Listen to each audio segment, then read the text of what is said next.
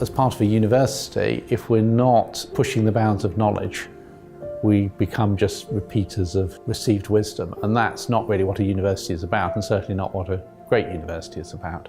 Donor funding has been a critical part of my own career trajectory.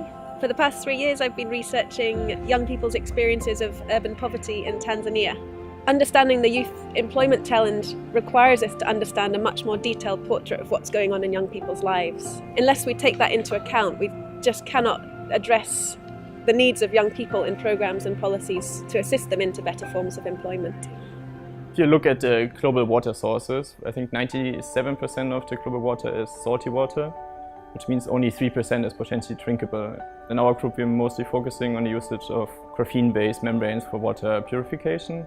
This can be for applications such as desalination, removal of pharmaceuticals from water, or generally pollutants from drinking water. It's estimated now, and this is increasing, that 15 million people per year will have a stroke. So what our research is trying to do is find new treatments. I think donor funding is very important because it allows young researchers to explore science and to take it further.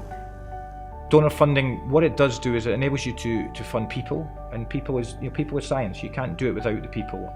Traditional funders may be a bit scared about funding some projects because they think they may not work or they may not come to anything, but donor funding can allow you to take a little bit more risk, which sometimes can have great reward at the end of it if it works out the right way. As a researcher, it's very important to be flexible in your approach. If you, for example, look at the discovery of graphene by the 2 Nobel Prize laureatorians, they used Scotch tape to exfoliate graphene from graphite, which is probably not the normal approach, but it shows if you're flexible and you can follow your intuitions, you can potentially create big discoveries. My sister Natalie, she studied here. She was struck by a brain hemorrhage, and unfortunately after several days in hospital she passed away. Through this tragedy we wanted to feel something positive, so we turned to the University of Manchester with the aim of trying to raise funds for research. When you work with funders like Sebastian and Anita and others, you build up a relationship and you start to discuss and use their input as well, and you start to realise what's important to them. The success story in Manchester was a drug which is an anti-inflammatory drug which we've shown over many years reduces inflammation after stroke. That drug is now in phase 3 trial, and if it shows benefit to the patients, it will then become a licensed treatment. Having not just an organisation but also an individual having faith in you as a researcher, and also putting their very hard-earned resources into the research that you're doing, really demonstrates to you that the research that you're doing is fundamentally important and we need to be doing that. And to me that was priceless.